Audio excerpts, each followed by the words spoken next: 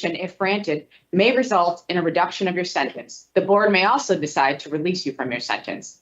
In considering if to grant any form of relief, the board looks at, among other things, the nature and seriousness of your crime, its impact on any victim, the length of time that has elapsed since the commission of your crime, any efforts the applicant has made towards rehabilitation during their incarceration, and any compelling or exceptional circumstances.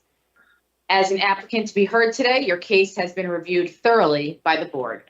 I wish you the best. The hearing coordinator will give you further information now. Vayas con Dios. Thank you, Chair.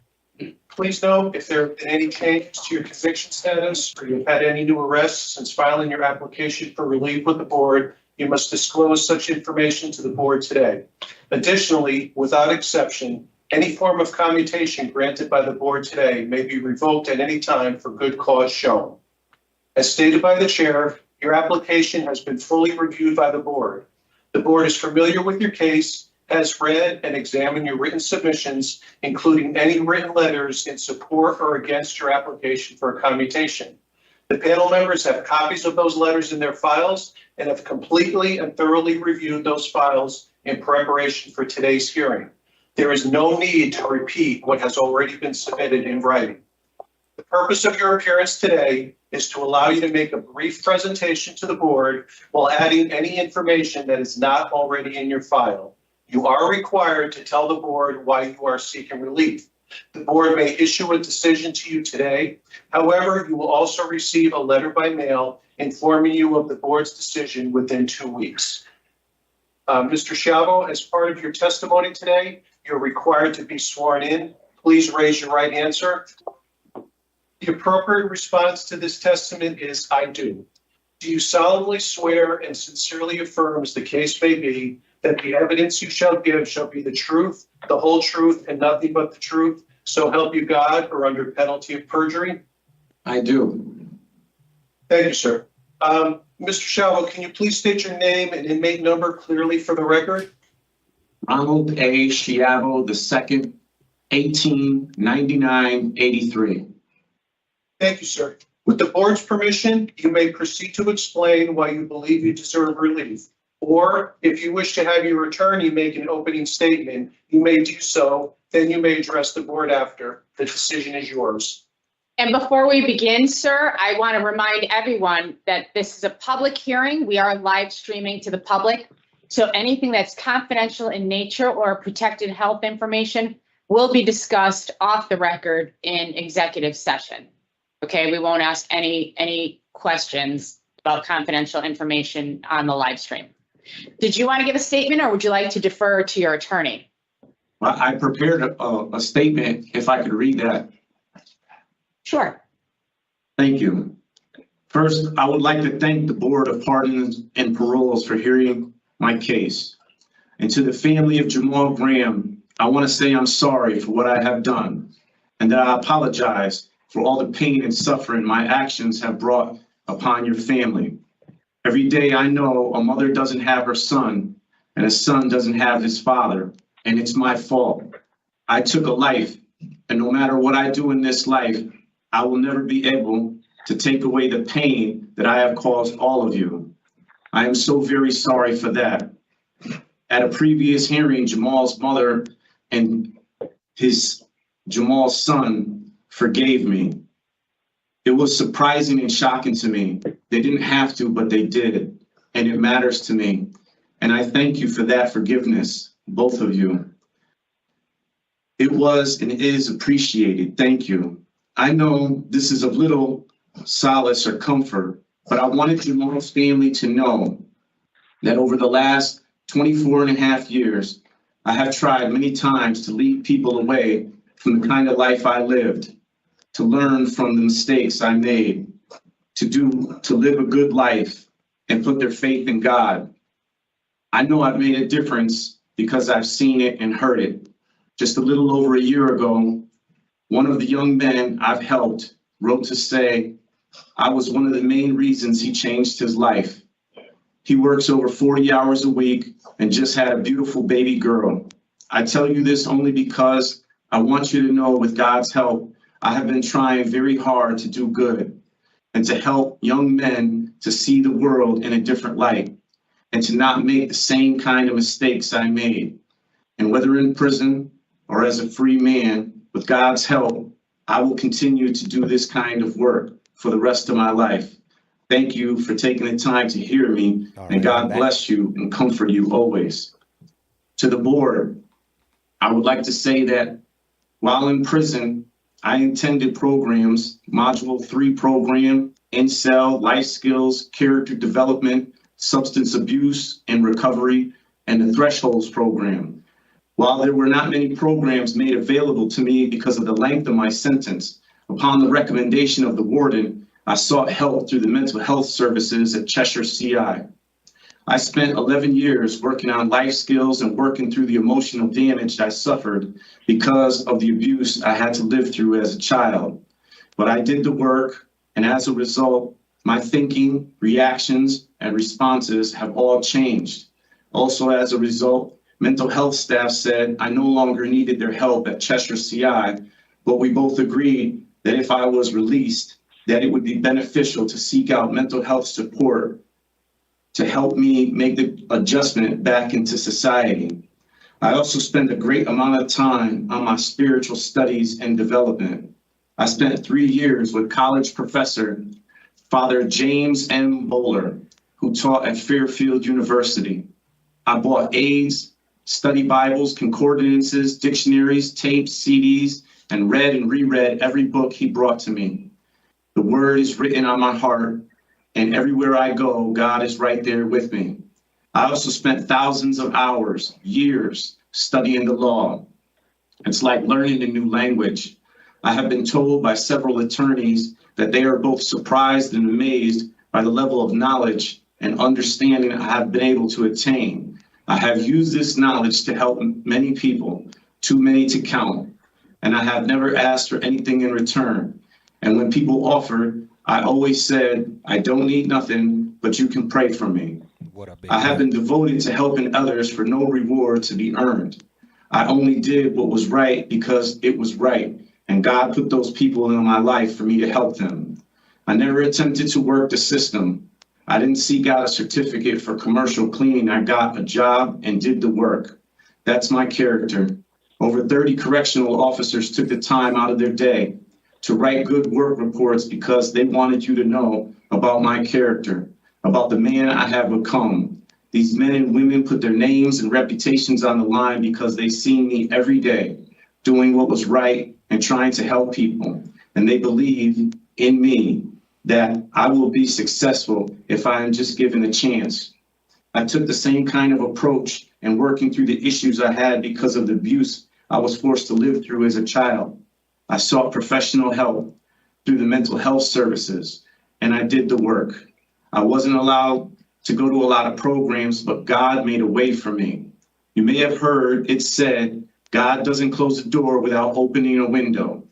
If released from prison, that's my plan, to take advantage of every open door and every window of opportunity that God opens for me, to do the work and don't take no for an answer, but stay diligent in order to achieve a successful outcome. Patience, calculated decision-making, the humility to ask for help when needed, and putting God first is how to be successful. God has given me a great support system. If released, I have Donna Roman, whom I love and hope to one day marry.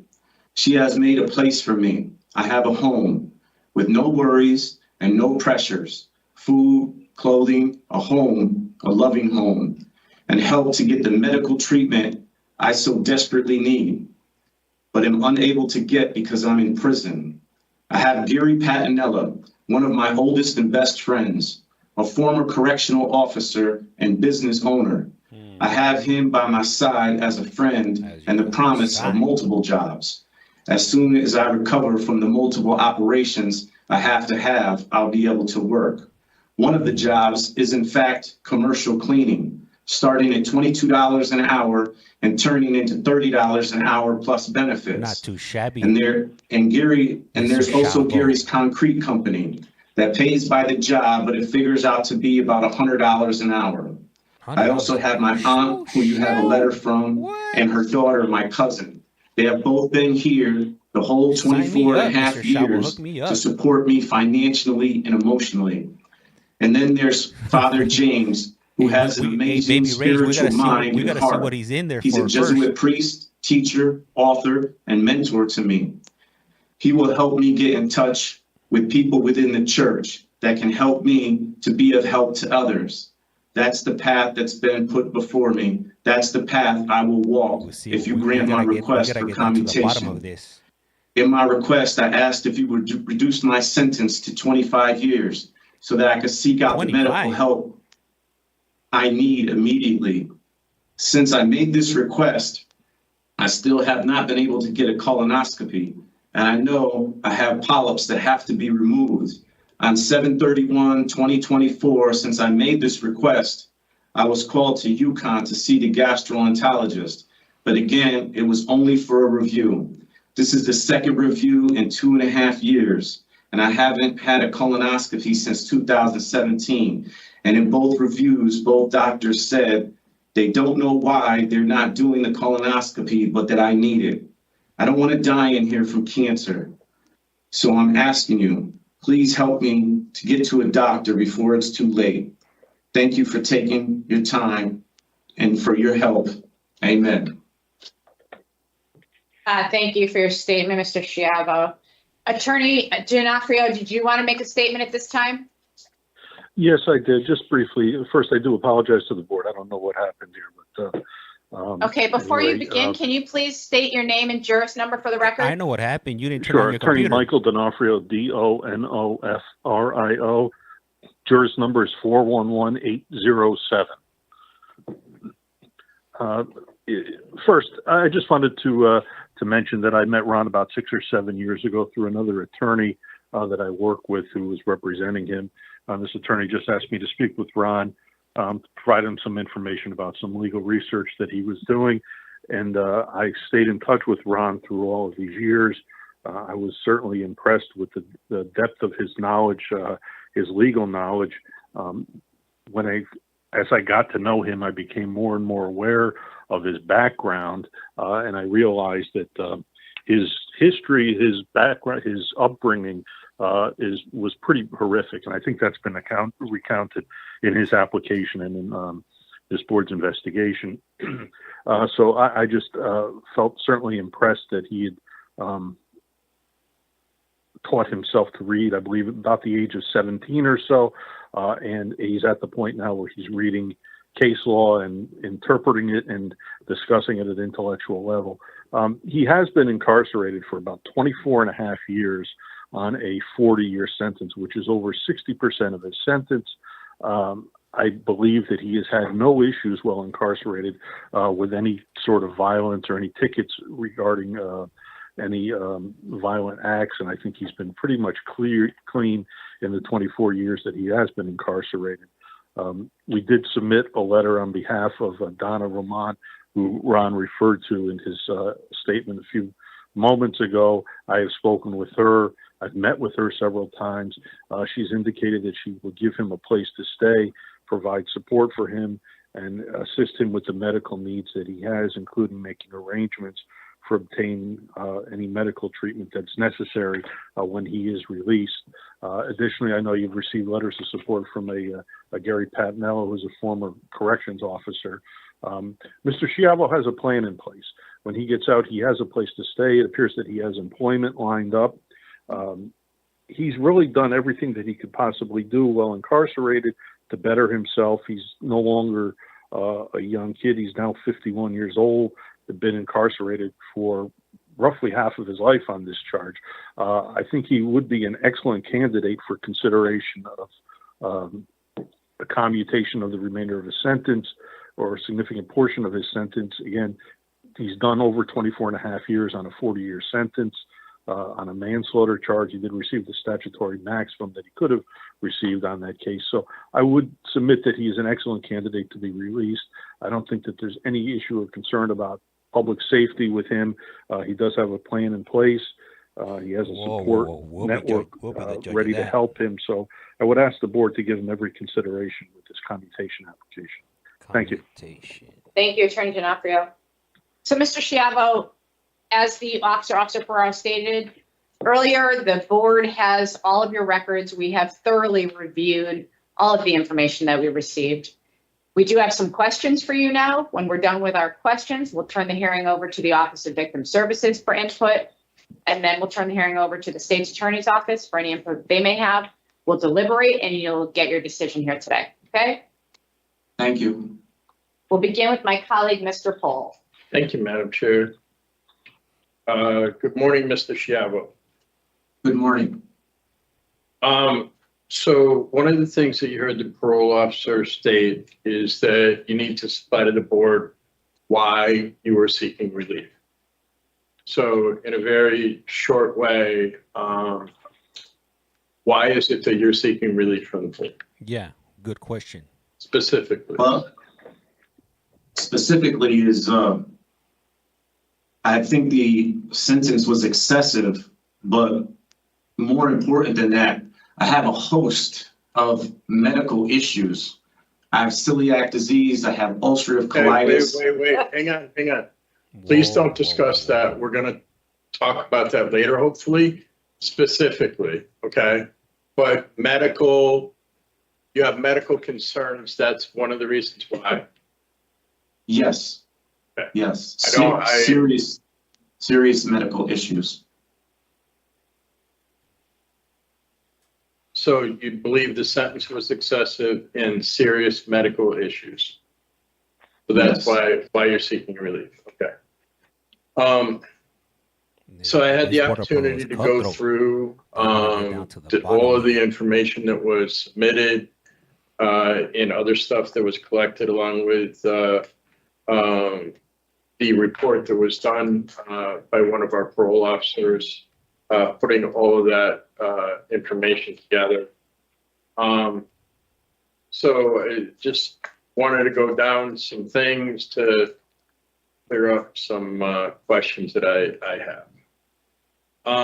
So this case involved a robbery, or it involved stealing from a vehicle, both cash and drugs, Mhm. and subsequently shooting the person whose cash and drugs those were. So, and the way it was worked out is that you gave half to your co-defendants and you kept half yourself, Yes. and used what you got, right? Okay. So one of the things that really is concerning for me is just this year, you received a disciplinary report for altering a specimen. Oh, Yeah. And I just, Mr. for Schiavo, me, that's a I big find no-no. it hard to believe, and maybe you can help me here, that you would have gotten to the place where you believe that a CO was telling you that it would be okay to fill what you were, the specimen jar with water. Lots Can you of talk, work, It was Mr. a- Schiavo. talk about that just a little bit? Easy. Yeah, Easy there. I've spent almost the entire sentence in Cheshire, probably over 20 years. And all the officers are aware of what a struggle it is and what I've gone through medically with the disease, not to mention anything specific. But part of it is just to be able to go to a visit, I have to dehydrate myself and stop eating hours beforehand. So I was completely dehydrated. I had a job, I was doing really good, and officers were coming to me because they knew that I was going to file this paperwork, and they were coming to me and they were offering, because an officer can't write a letter without there being a conflict of interest. Right. But on the good work reports they were doing. Yeah, I'm getting. Those are some questions that I'm going to ask you in a minute. I want to get Right. back to the specimen, right? Right. How And was so, it? Yeah, go ahead.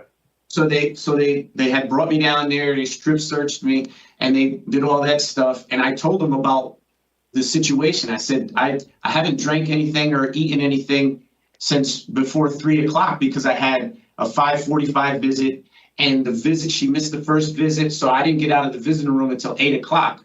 So when I got out of there, I was completely dehydrated. And I told them, I said, I can't go to the bathroom now. And they said, don't worry, just try. So when I went in there, the guy takes the cup off the thing and he starts looking like this. And then he goes, here, and he hands it to me. And I misconstrued the situation completely because I thought that he was just figuring, here, just put some water in it and be done with it and you can go back to your cell. Oh, yeah. Because obviously I didn't have anything on me and I wasn't doing anything wrong.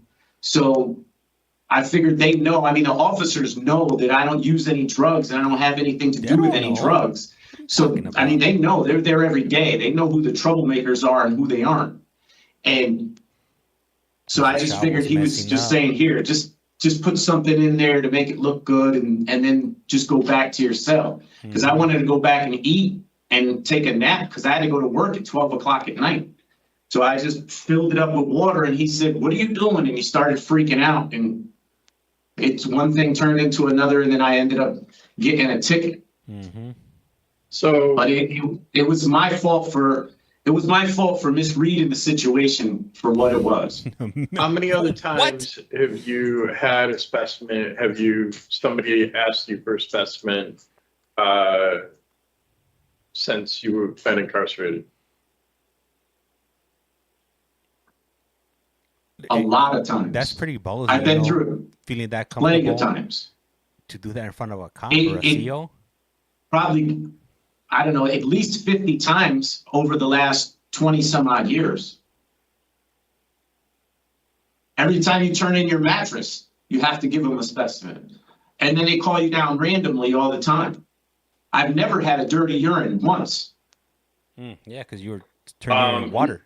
So, From and the I toilet. do want to say, because disciplinary reports are just one of the things we take a look at. So in the last 10 years, there's only been 2 others, which is an interfering with safety security. And you turned down a program back in 2016. Was that it? The interfering with the safety and security was I came out of the shower and it was rec time and my door was open and I don't know what happened. The guy said that he told me to shut my door, but it was rec time. Everybody's door was open. And he said that I refused to shut my door. And then he gave me a ticket for tampering with safety and security. Okay. And the other ticket that you're talking about, I believe was from Corrigan. And they asked me for a DNA sample. And they had told me already that wasn't required of me because that was a policy that came into place after I was already sentenced and in jail. So they told me I didn't have to do that in Cheshire. And then when I went to Corrigan, because it was a county jail, they said, no, you have to do it.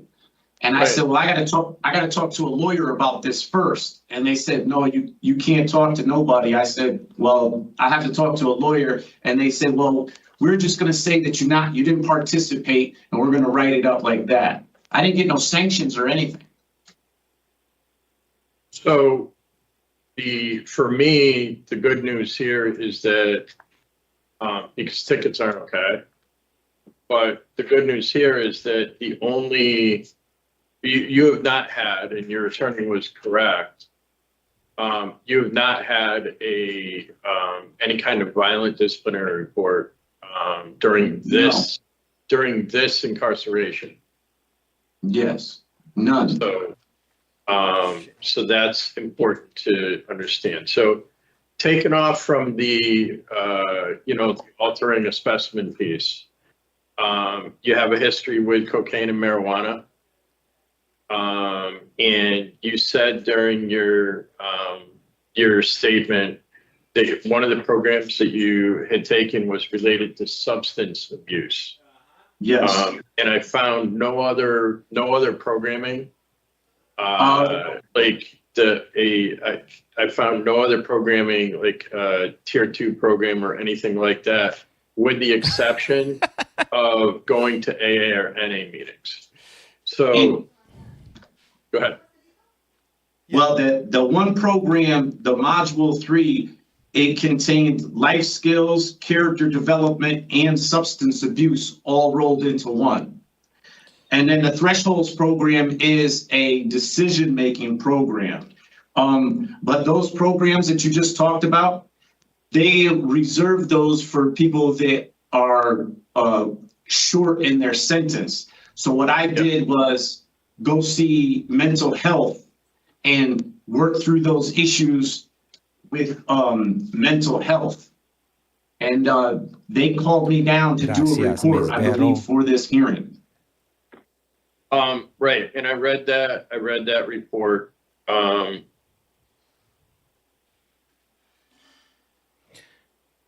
read that report, and upon your release, there's just suggesting what is this, James? counseling would handle this is reintegration. Waterbury hearings for Utah. Yes, because I told. Yep, so I get that. I'm just trying to go through what I have. So it's with the mental health unit there that you dealt with some things related to addiction. The substance abuse piece module was an in-cell kind of program or not? Yeah, they gave you worksheets, and there were videos that you had to watch on the cable network. And then there were worksheets that you had to do, and then you had to turn those in, and they would be graded. Okay. And then you went to AA and NA meetings. Yes. How long ago was it that you were at meetings? It's been a while. I would say in the teens, in the 2000 in the teens. Okay. I haven't used any drugs since I've been incarcerated. I haven't been involved in that. It's literally everywhere. And I've always tried to talk to people and tell them, listen, if you have a problem with drugs, you need to learn to stay away from that stuff right here, right now. If you can't stay away from using drugs in here, how are you going to stay away from using drugs out on the street? It's really two different things. Well, yeah. It really is. It's two different things. Some people find it easy to stay clean in there because they stay away from people that have been using. But then when they come out here, they don't know what to do because they're used to being in there. And that's where you have guidance to connect with mental health for reintegration. That's a good place to look for support, right? Yeah, that was, I discussed that with Donna Roman because she's in the medical healthcare, and she was explaining to me how to get the medical insurance and how to get all that support and stuff like that. And I told her that has to be a priority for me. I mean, obviously, I have to see a gastroenterologist because that's, very serious. But a priority right along with that is to find somebody that I can go see, a professional mental health worker, where I can talk to them in a safe place. So if there's anything that I'm dealing with that might make me feel overwhelmed or whatever, then I'll have somebody there that is a professional that can support me under those circumstances. And from what I understand, there's a lot of programs available to me because I've been incarcerated so long as far as free healthcare, something called Husky. I'm unfamiliar with it, but Ms. Roman is familiar with it. And that's priority day number one, is to make sure that I get the health care and then start working on those issues. As you said, it is going to be an adjustment. It would be an adjustment because I've been in prison for so long to go out on the street. But, you know, most people think that I'm surprisingly well adjusted and that I'll be okay. So, I mean, I have a plan and I think I just have to stick to it. And I have the people that will support me and help me stick to it.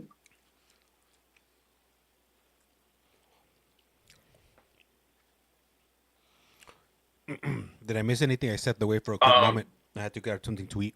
So you have your high school diploma. Yeah, I got that in jail. Yep, and that's a really good thing. The thing that really bothers me the most is how many people we see that don't have GEDs or high school diplomas.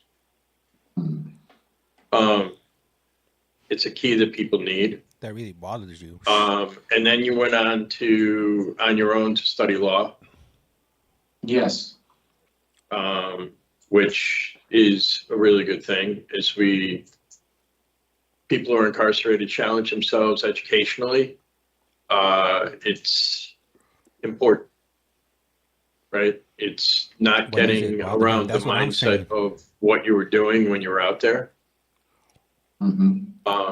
It's trying to move forward. So one of the other things is the bulk of the programs the bulk of the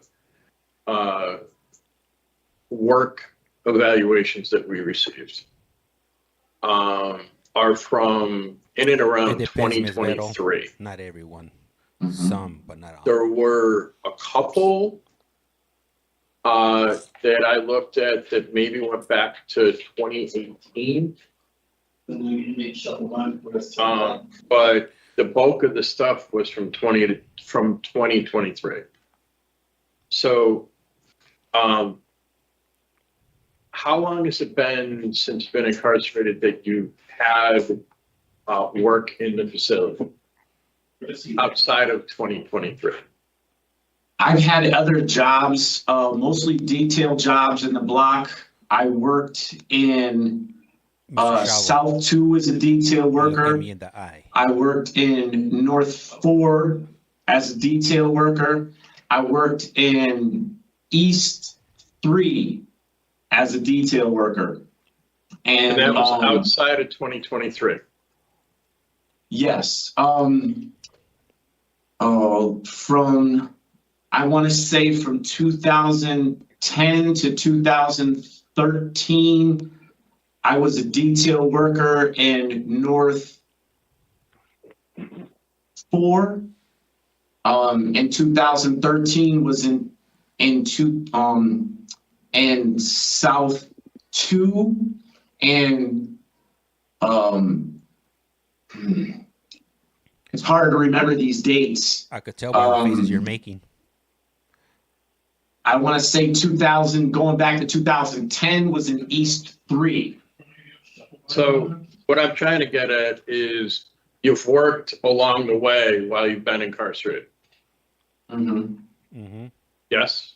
Yes. And and I forgot one. I also worked in the kitchen in Gardner in 2004 when I was over there. I forgot about that one. There's also a work report for that too. Brush your teeth in the morning.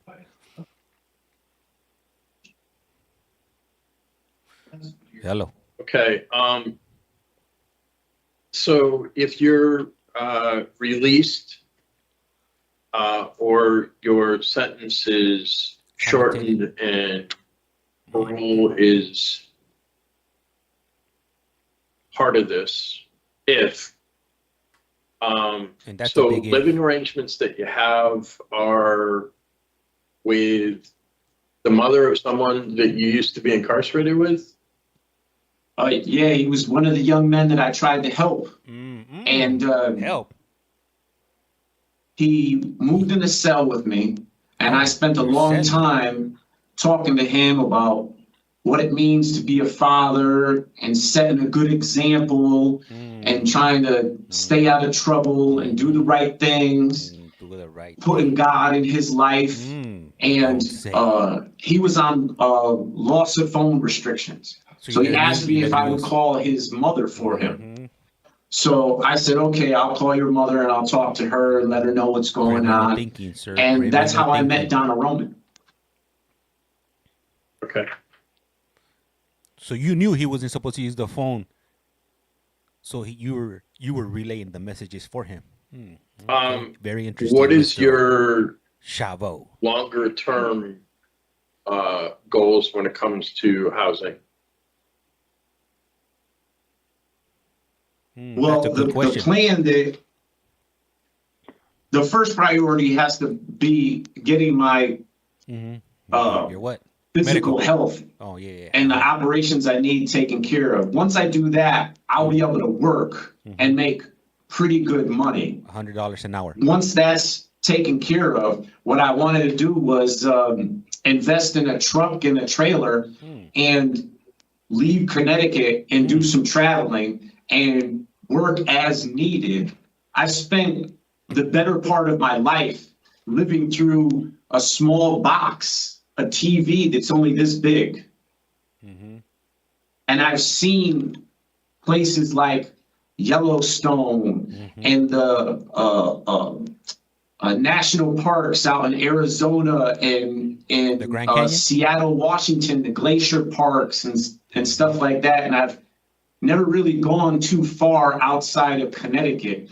And my mother and father both died at 60 and I'm 51. Oh, time's So running at out. this point in my life, I'm really thinking that how much more life do I have left to live? And I'd like to see some of this country like Mount Rushmore and stuff like that. I've never seen any of these things. I've never been able to enjoy these things. It's kind of hard to explain, but when you've spent so much of your life surrounded by these walls, surrounded by so much negativity, the idea of being able to see these things that you see on TV, to go to these places, to be able to experience these things before you pass from this life, your idea of life and what it means and the value of life and how precious life is changes completely. And your vision starts to change. You start looking at life differently because you start asking yourself these big questions. And I'm at a point in my life where I just want to try to live in peace and do the best I can with the time that I have left.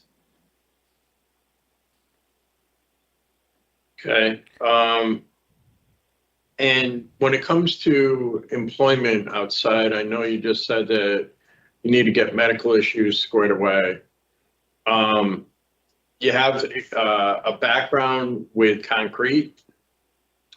With everything construction, I basically have the knowledge to build a house from the ground up. I'm not a licensed plumber or a licensed electrician, but I know how to read blueprints. And I know there's a shortage of qualified, intelligent construction workers in this country. It's never been hard for me to find a job. Okay. And you worked as a custodian, maintenance person on the inside. Yes. So you mentioned commercial cleaning. Yes. Did you do commercial cleaning program in Cheshire?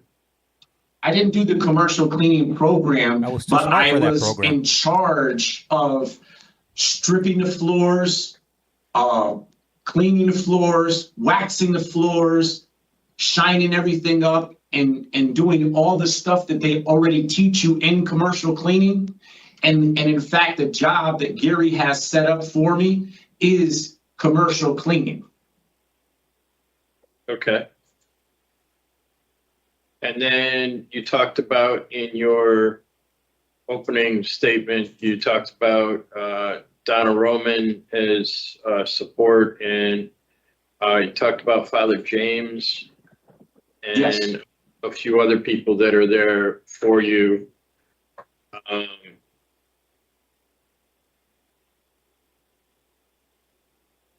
And that's pro-social support on the outside is incredibly important to staying on the outside.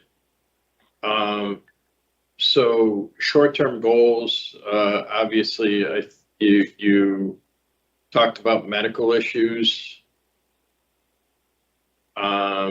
What else in terms of short-term goals? If you had to come up with 3 of them, what would they be? Well, I would say that outside of the medical issues, obviously dealing with my mental health, making sure I have that support system, but getting in touch with Father James. As a Roman Catholic priest, he has connections, and I was looking forward to getting involved in speaking engagements where I would go and they would set up situations where I would be able to talk to youth about the mistakes I made, the things that I've done, and the path that my life took and where it ended me up in prison. And the things that I went through, how I let my emotions dictate my actions, and it led me down a bad path. But I've actually studied the Bible in its original Greek and Hebrew form, taking the time to do intimate word studies. And I've read the Bible cover to cover 5 times. And I've learned a great deal about how to take the word and make it relatable to people so that they can grab a hold of it and hold on to it and use it as a support system. And part of the study that I did with Father James was St. Ignatius studies as a priest and a college professor at Fairfield University. When you go there, part of it is religious studies as part of the curriculum. I've done the entire curriculum for religious studies, everything. Now, I didn't get no college credits. I didn't do it for credits. I did it just to gain the knowledge. And part of it is learning to walk every day and observing life as though God is right there with you. So that when he's trying to show you something, when he's trying to lead you in a certain way, when you need to be there to reach out and help somebody, that you can be that hand for God, to reach out, to give somebody the love that they might need or the ear that they might need, because sometimes people just need to be heard. So I always try to do that, and I've incorporated that in my life. I think getting involved in that would be a priority. I'd like to reconnect with my family. My aunt has gotten to the age where she was no longer able to come up and see me anymore, and she's in her late 80s. And she's the last of my family that's like the matriarch of my family. She was born Patricia L. SCHIAVO. She made a promise to my grandmother before my grandmother died to always watch out for me. An amazing woman. And I'd like to get back in touch with her and be able to see her and see if I could, help her in any situation with her house and, things around the house and things that she needs. Mm-hmm. I'd like to be able to support her any way that I can. As, like I said, for the last 24 and a half years, she's been like a rock. She's supported me emotionally. She always takes my phone calls. She's come out of her pocket to help me financially to make sure that I was fed and taken care of. And she's just an amazing woman. All right. I have one last question. I do want to talk about medical later, but I have one last question, and that is one of the things that you said that you're seeking relief for is because your sentence was excessive. Yes. And 40 years is obviously you went to trial, you were found, you had a hung jury. Yes. You came back again, and they sentenced you to the maximum, which is par normal for anybody that pleads not guilty and goes to trial. So was there any kind of discussion prior to you going to sentencing? Any kind of offer in terms of a sentence? The offer Did anybody was catch 45 years what he's in for? Because under the charge of murder. What? That's what I was charged with. I was charged with murder. Yeah. And they offered me Mr. Szabo, you 45 can't be using years that type of under language murder. And after the hung jury, they offered me, I believe it was 34. I'm not positive about that, but I believe it was 34 years, again, under murder. But I was found not guilty of murder. I was found guilty of manslaughter as a lesser included offense. Right. And Intentional manslaughter. right, I never had the opportunity to plead guilty to manslaughter. Right. So, but that was it. You believe it was 40, and then after the hung jury, No, you 45. believe 45. 45. And then after the hung jury, 34. Yes, I believe so. I believe that's the number. But again, under murder. Okay. All right. Madam Chair, I don't have any further questions at this time. I would like to explore medical stuff later. Thank you, Mr. Paul.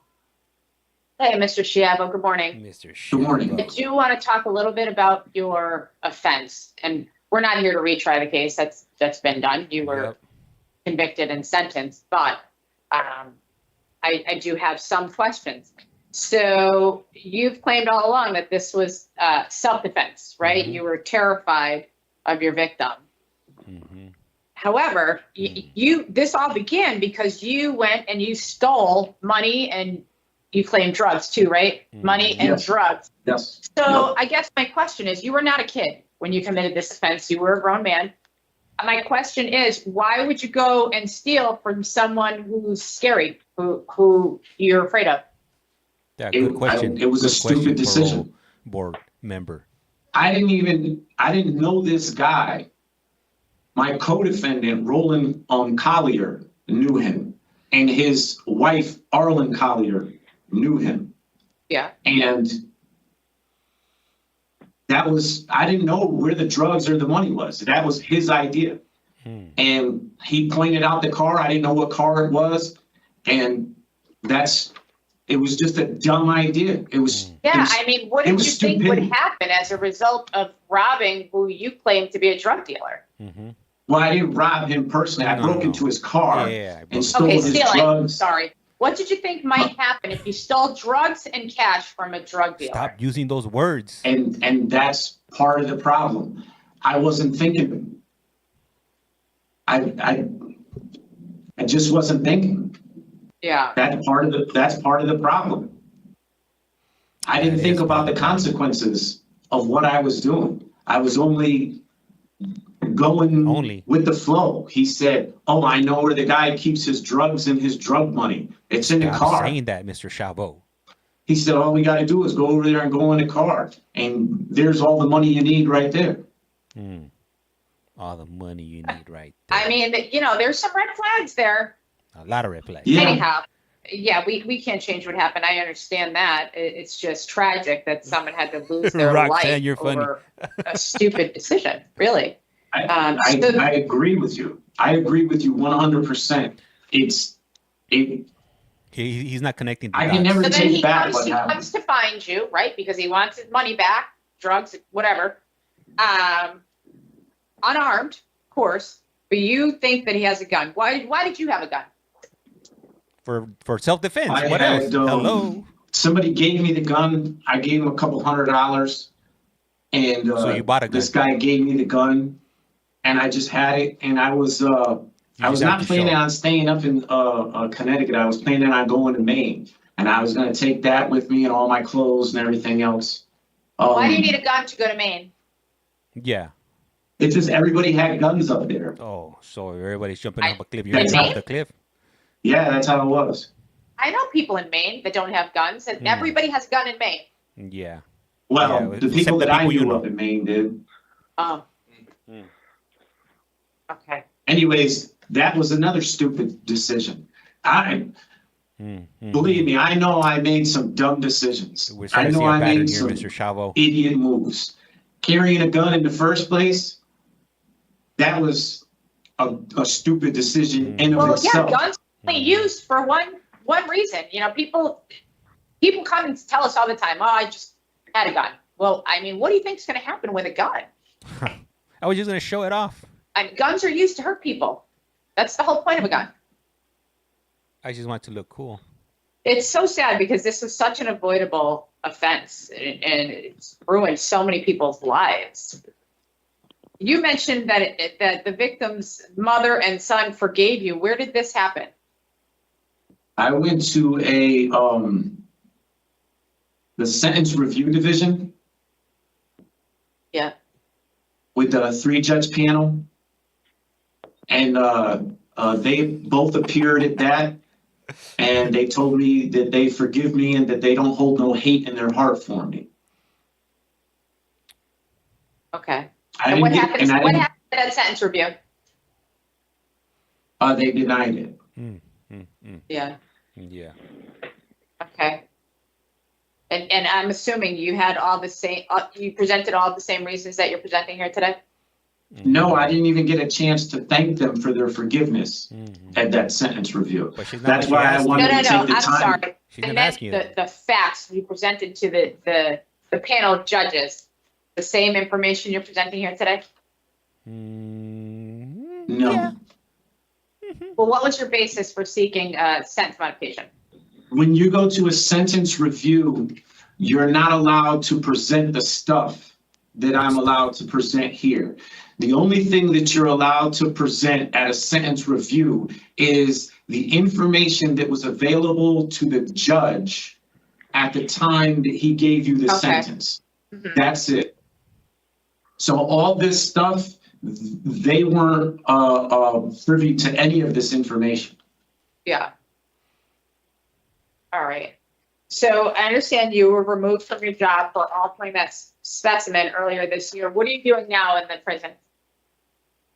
I got moved to a new prison and I'm on the waiting. Yeah, I'm on the waiting list. They just put me on the waiting list and I'm in the dorm for the kitchen workers. So when a job opens up for the kitchen workers, that's where I'm gonna go work. What are you doing right now in the prison? I'm waiting for a job. Wait, what? I'm Okay, you're on the waiting. waiting. Okay. Yeah, I heard that. It didn't really, so the answer is nothing. Right now, you're not doing anything. I'm Okay. doing, In other words, right yeah, now, the only thing nothing. that I can do, I've been helping a guy prepare for his parole hearing. I helped another guy write a letter to his lawyer who, after all these years, they found out that he wasn't the one that actually committed the crime because he was buying a house in the Dominican Republic. All right, when let's he- focus. I don't want to talk about somebody else's case. Let's get back to you. So you're helping others. I got it.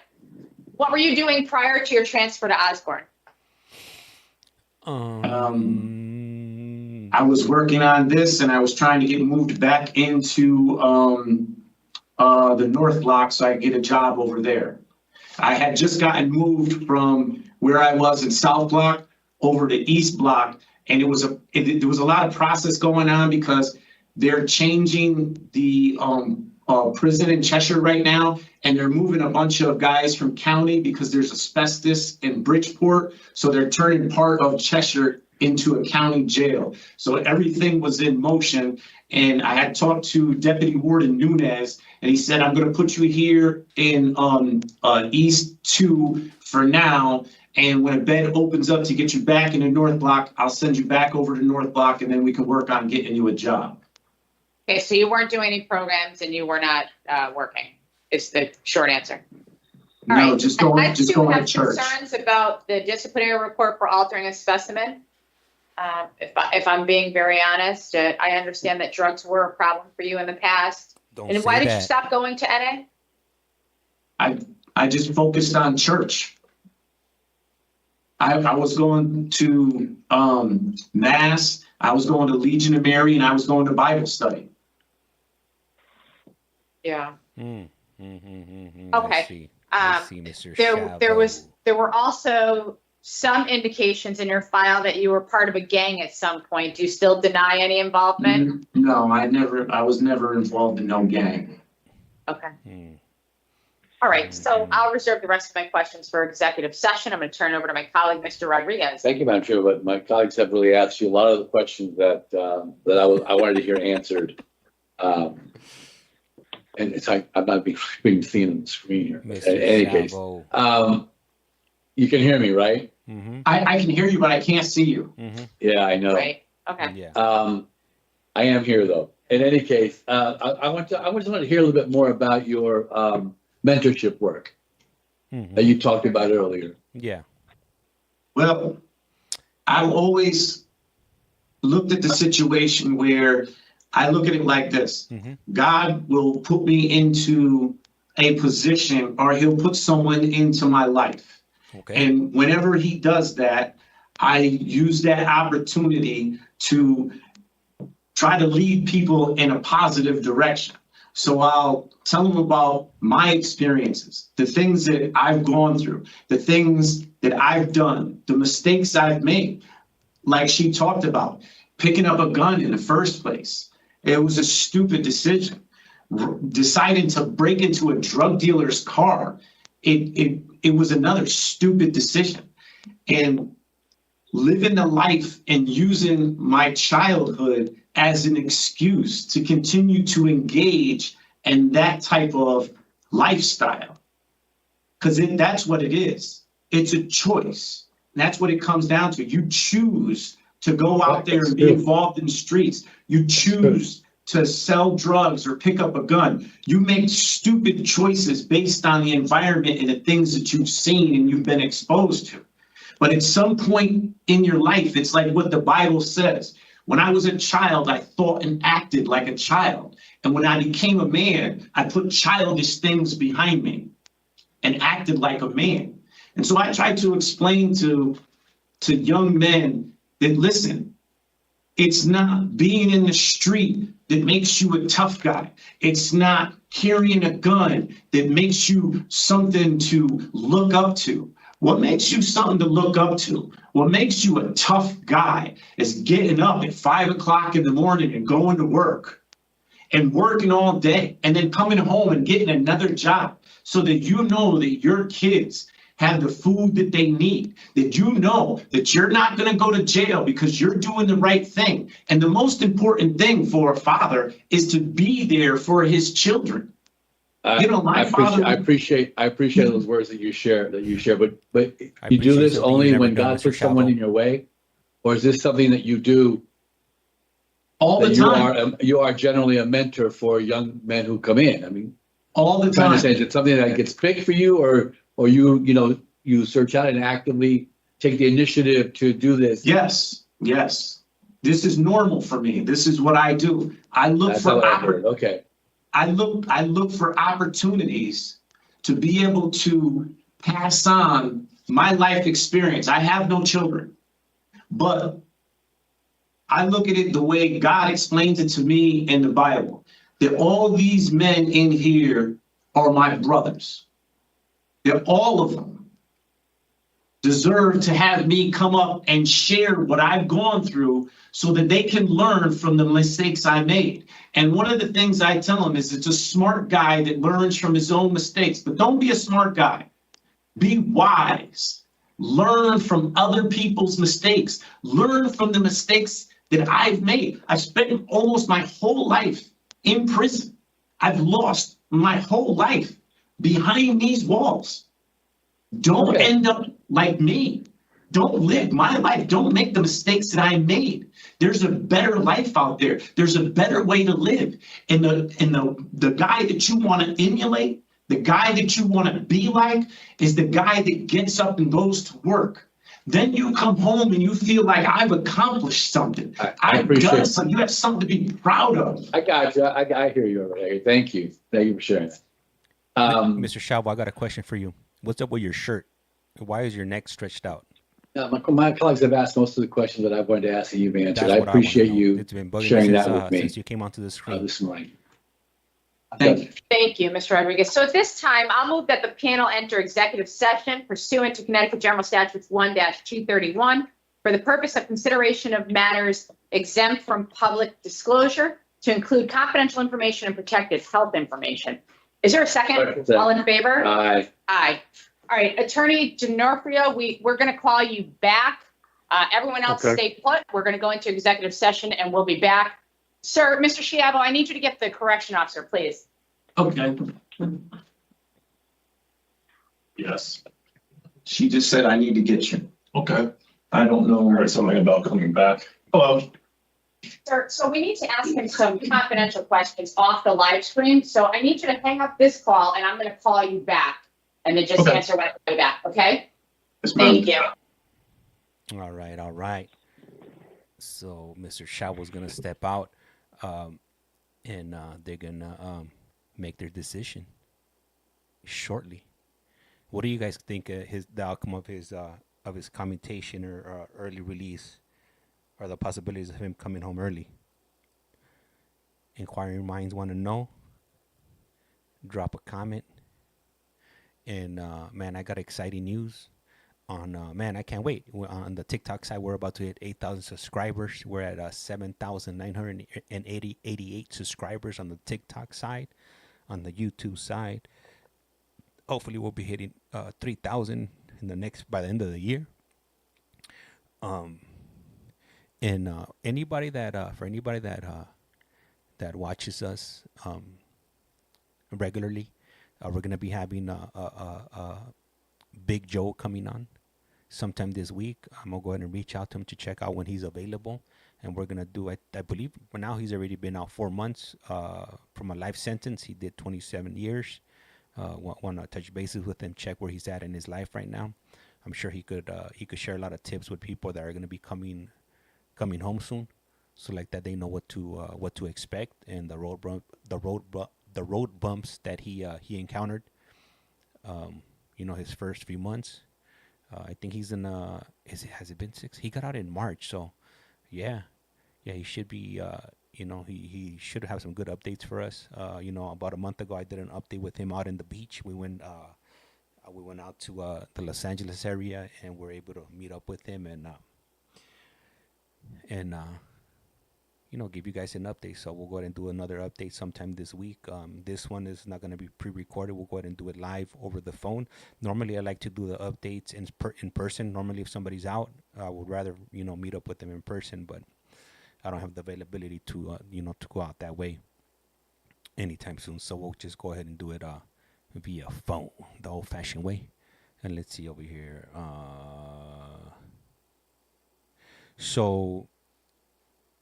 Stuck in the system writes he's cooked. And nice, congratulations, gracias.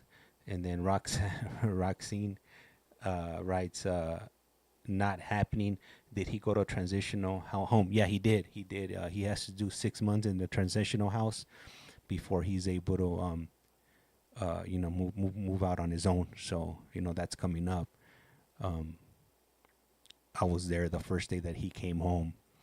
He was the first person that came home. We started talking in December, and he paroled in March, and it was my first in-person release. I didn't know what to expect.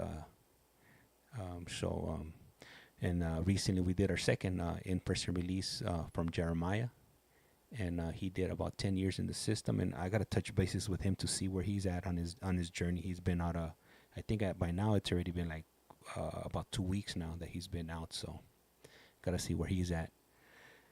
And let me see here. I'm gonna speed it up right here. So this event here was it did take place today, but it didn't take place right now, so it's not a live feed. Obviously it's late already. It's 7:27 at night. I did do some live ones earlier on. I didn't know kind of what to expect because I've never attended a border parole hearing before. So earlier on the YouTube side, I was having some audio issues where the audio wasn't crossing over. Just my audio was crossing over. The audio on the screen wasn't crossing over. So I'm figuring that, those things, that are coming up. Anyhow, I'm gonna go ahead and speed this up right here and see if we get any updates here on Mr. SCHIAVO's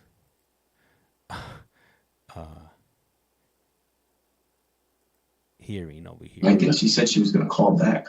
Okay. She said she wants me to join the other. All right. I can hear something. Are we? All right, might be a false alarm here. Let me speed it up a little bit more and see. Oh, there it is. Now because a sign of the board of pardon.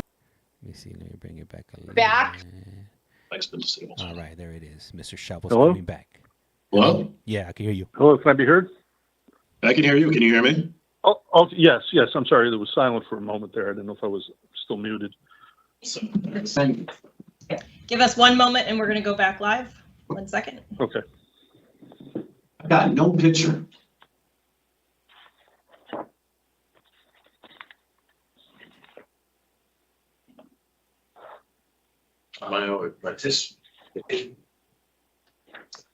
Think we're all back. I think it looks like, yeah, we are. Second. And we're live. Is our screen still? Yes. We're on.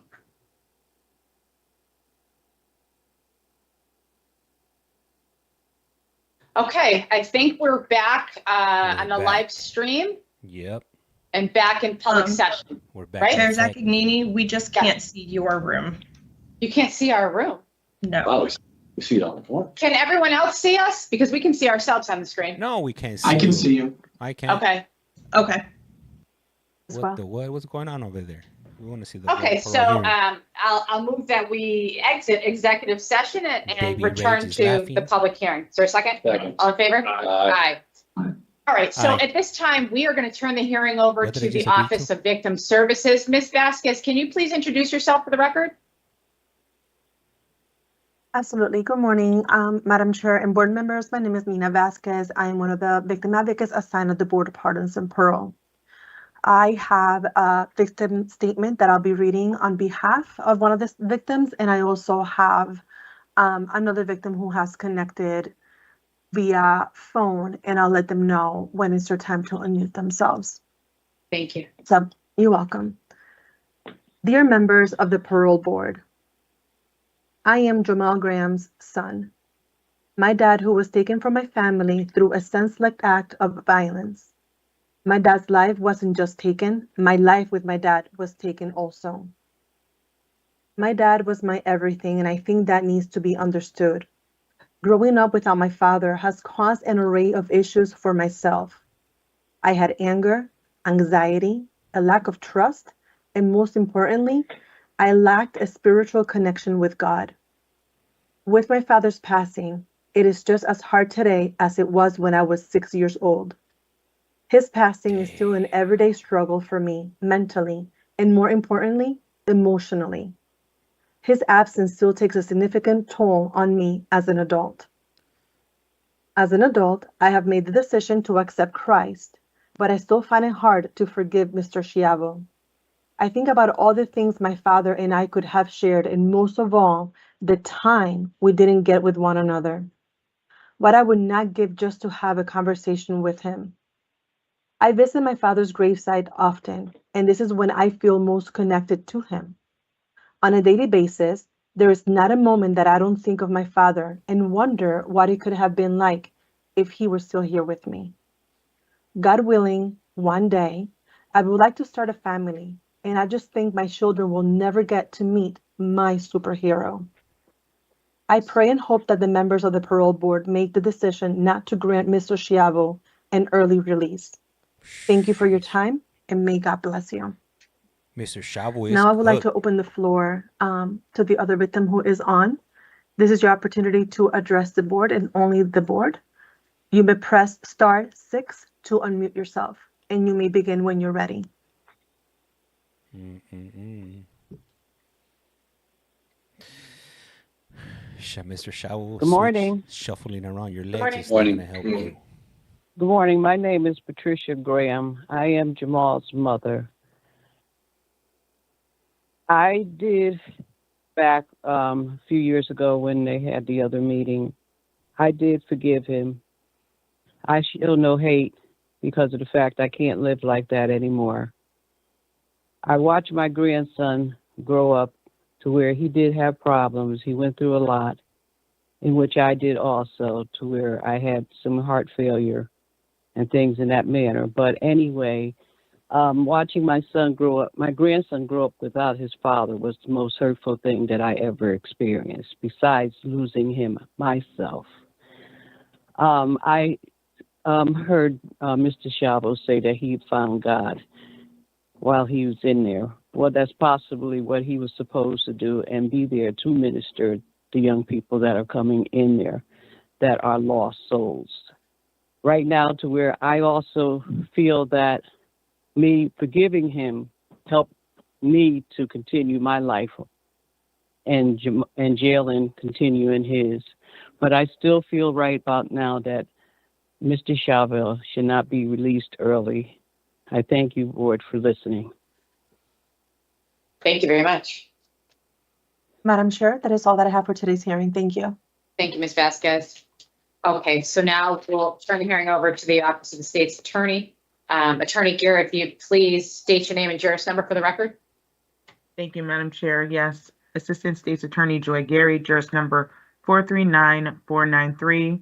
My office is the Waterbury State's Attorney's Office, located at 400 Grand Street, Waterbury. Good morning, members of the board. I am Assistant State's Attorney Joy Gary. I'm here on behalf of the Waterbury State's Attorney's Office to object to Mr. Schiavo's application for commutation. As you know, Mr. Schiavo was convicted by a jury of manslaughter in the first degree with a firearm, and he was sentenced to 40 years. The sentence Mr. Schiavo received was appropriate for the severity of the crimes he committed, and his sentence should remain as is.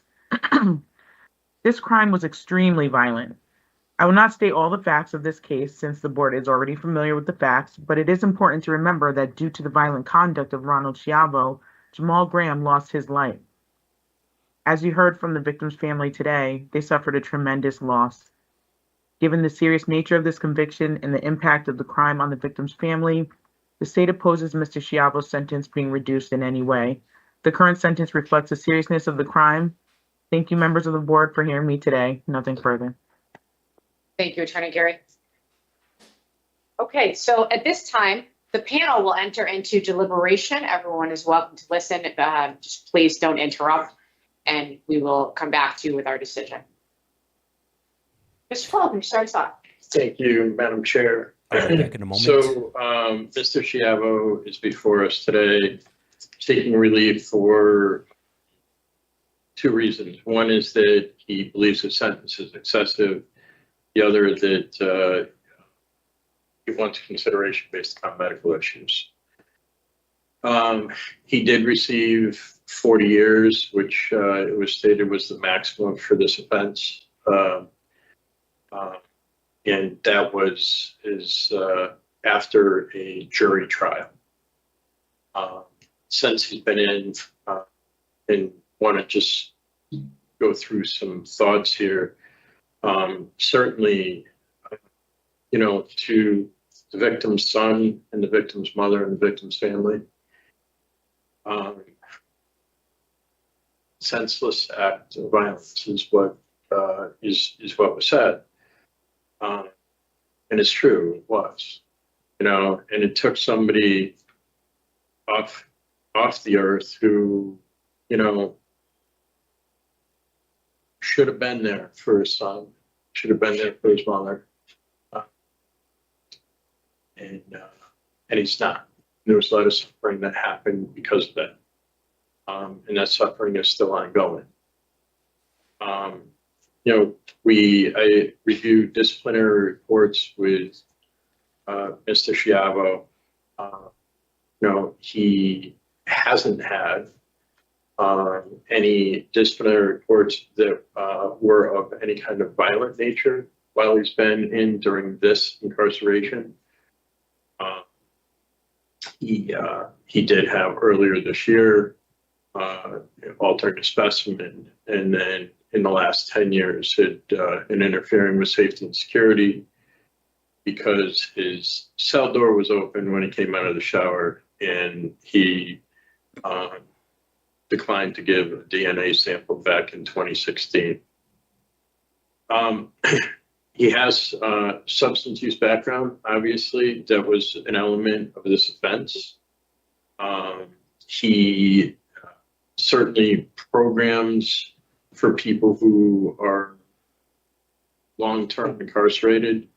At times are hard to get. He did share that he worked with mental health. He did share that he worked with others. He said that he went to meetings for a while. The modular program that he took dealt somewhat with substance use. However, I do believe that there's more work to do there so that he can be prepared. You know, it is one thing to be abstinent inside. It's another thing when you come out to the community where the last time you were out here, you were high on cocaine and marijuana, you know? He did take the life skills program, which we just talked about, thresholds back in 2014, but in the last 10 years, not much in terms of programming. There were a great number of evaluations that were submitted. Most of those evaluations were from 2023.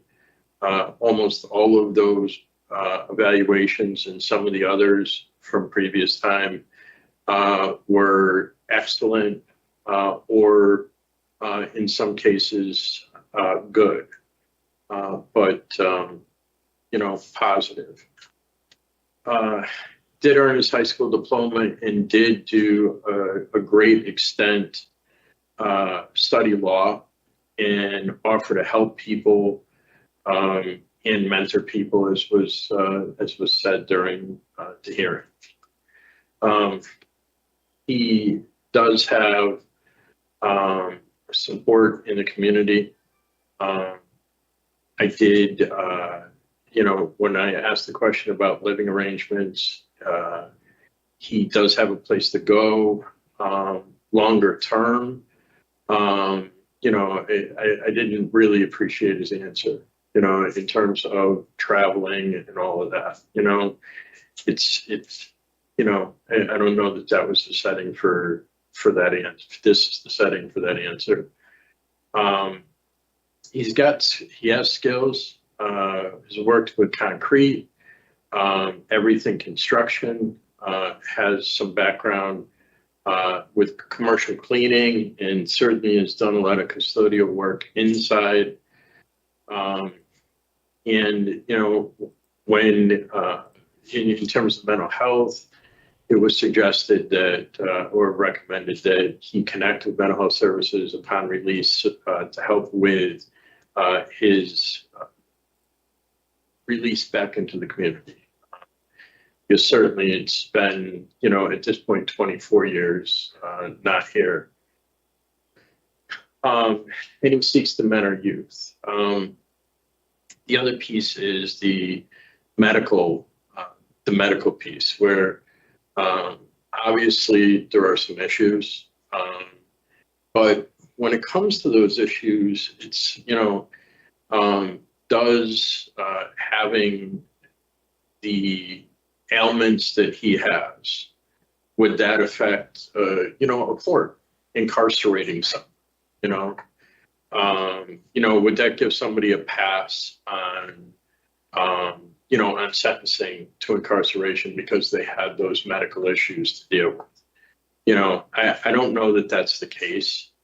You know, I'm not, you know, I don't know that, would Mr. SCHIAVO have better success in the community being seen? I don't know the answer to that question. So where I am on this case is that I do believe that the sentence here could be seen as excessive. And I would certainly appreciate hearing from my colleagues on the entire case. Okay, thank you. Thank you, Mr. Paul. So I certainly agree with everything that you've said here today. I'd like to start by thanking the victim's family for appearing here. I can't imagine how difficult it must be to keep participating in different types of hearings. So thank you. And thank you for everyone else's presentation. I just want to point out that the commutation process really is reserved for exceptional and compelling circumstances. Mr. Schiavo has taken a few programs. Understandably, he has a lengthy sentence, and we do know that sometimes some programs are reserved for people who are discharging in the near future. However, we've seen plenty of commutation cases where there were many programs, volunteer programs, education, whatever, that were taken regardless of the length of the sentence. So he did participate in a few. We do have a bunch of disciplinary reports, and the most concerning earlier this year, the altering a specimen. Of course, the case itself went to trial. There was a hung jury. Initially, they wanted a murder charge, and I would suspect that's why they went with the higher end of the sentencing structure, because it was brought down to a manslaughter 1. But, excessive, I don't know that it's my job to question what happened in the court process. We weren't part of that. The judge was well within his rights to give this sentence, and it was a horrific crime. More importantly, this is a parole eligible sentence. If we were in a parole hearing today, certainly Mr. Schiavo would appear as an appropriate candidate for parole, right? We did go into executive session where we discussed confidential information that we won't get into. However, we have no professional documentation to substantiate and back the claims that he made. And that's certainly something that we would look for in a hearing of this magnitude. So it is my opinion that for today's purposes, we have not met the criteria of exceptional and compelling circumstances that would warrant and justify granting a commutation of this sentence. Mr. Rodriguez. Thank you, Madam Chair. I'm basically in the same place, Madam Chair. I did not hear anything from me that provided exceptional and compelling evidence. And the fact that we couldn't get a more updated medical set of information even hindered that quite a bit more, to be perfectly honest with you, for me. I agree with my colleague in outlining the different elements of Mr. Schiavo's participation while incarcerated, some of the program he's taken, the fact that he did do some mentoring, some young folks, the fact that he got his high school diploma and did some education, went further to try to advance. Something he's done very well in that, but I did not find any of the information that I heard today to provide that exceptional, compelling need Standard, to be able to grant this commutation. At this point, the victim statements were very passionate and impactful. So at this moment, I am also not on board with commuting this sentence. All right. The exceptional and compelling piece of it is, right? It's a reach. It is. It is. It doesn't take away from some of the work that Mr. No, has done. it's not. Right. He's been there. He's done some work and has really set out to really try to use. And I would encourage him to, explore other avenues if what he's saying is true and he does need something more than what he's getting. I would encourage him to, as you did, Mr. Paul. So, all right. In the matter of Ronald Schiavo, inmate number 189983, the panel finds that there are no exceptional or compelling circumstances and therefore denies the application for commutation. Is there a second? All in favor? Aye. Aye. We wish you the best, sir, and we thank everyone for their participation here today. So concludes the September 11th 2024 commutation session of the Connecticut Board of Pardons and Paroles for inmate Ronald SCHIAVO, inmate number 189983. Thank you, sir. 9938. Is that what they said? Is there anything further? This now concludes the September 11th, 2024 commutation session of the Connecticut Board of Pardons and Paroles at 11:02 a.m. Thank you. All right, guys. So, hopefully, if you guys had some questions in regards to, what happens in these board of parole hearings, maybe, hopefully answer some of your questions. I was definitely, curious to see, what kind of questions they're going to be asking when people are up, for either a commutation or in front of the parole board to see if they're eligible to, or they're suitable to be paroled. I'm gonna be doing I'm gonna be doing more of these. Most likely, I'll do some tomorrow if I have some free time. Was it fair? I don't know. I mean, I'm not on the parole board to decide those things. But from a lot of comments that I was reading on the YouTube side, I think a lot of people were under the same mindset that he wasn't ready to be found suitable to go home, and like Roxine wrote, and just like that, he's not going home. Yup. Till his next parole board hearing. He's been down like 24, 25 years. He was sentenced to 40 years. I'm not sure how the sentencing scheme in Utah works, but he still has a few more, at least a decade under his belt before he's able to parole out of there. Anyhow, I'm gonna go ahead and cut the stream. Really appreciate it if you enjoy the stream. If you could please help me get to the 8,000 mark on the TikTok side. We got 7,988 subscribers, trying to hit that 8,000, and hopefully we'll be hitting that 10,000 hopefully before the end of the year. Anyhow, like I said around here.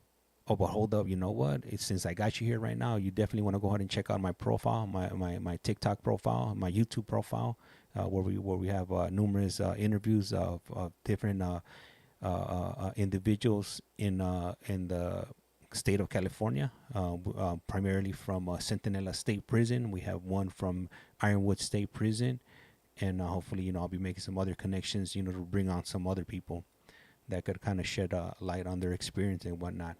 But, like I say around here, life's like a candle. Once you blow it out, it's lights out. And with that, we're out. A rato.